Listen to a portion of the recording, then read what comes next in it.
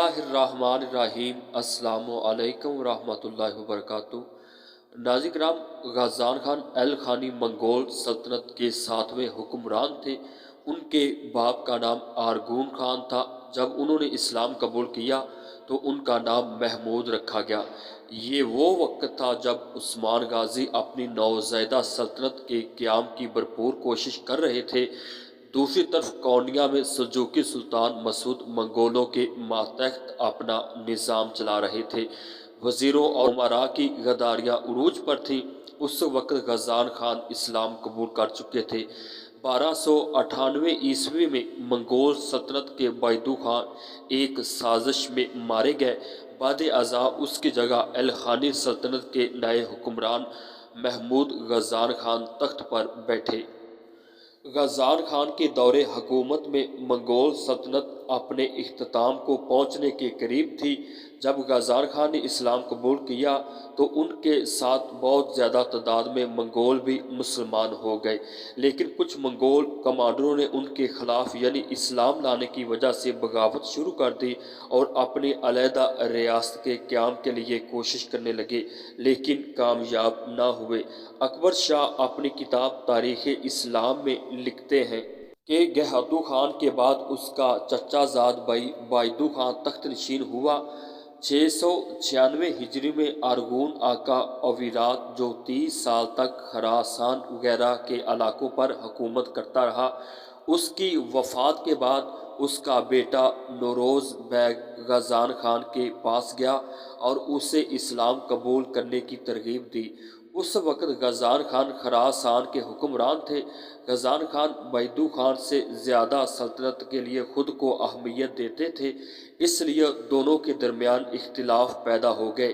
لیکن جب امیر نوروز کی ترغیب سے غازان خان نے شیخ صدر الدین کے ہاتھوں اسلام قبول کر لیا تو اس کے بعد بائدو خان اور غازان خان کے درمیان اختلافات زیادہ ہو گئے، حتیٰ کہ غازان خان نے بائدو خان کو شکست سے دوچار کر دیا، پھر اسے قتل کروا دیا۔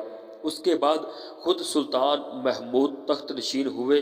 پھر محمود غازان خان نے امیر نوروز کو اپنا وزیر مقرر کر لیا۔ بعد ازاں دو مغل سرداروں تیمور اور ارسلان نے سلطان اور امیر نوروز کو قتل کرنے کا منصوبہ بنایا، لیکن کامیاب نہ ہوئے، حتیٰ کہ وہ دونوں خود سلطان کے ہاتھوں قتل ہو گئے۔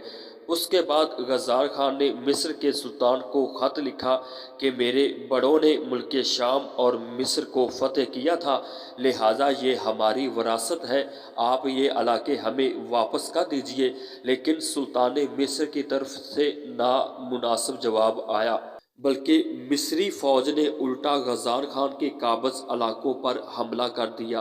جب غازان خان کو پتہ چلا تو وہ 90,000 کا لشکر لے کر سلطان مصر کے مقابلے میں جنگ کے لیے تیار ہوا۔ حمص کے قریب غازان خان نے سلطان مصر کو شکست دی اور شام اور دمشق پر قبضہ کر لیا۔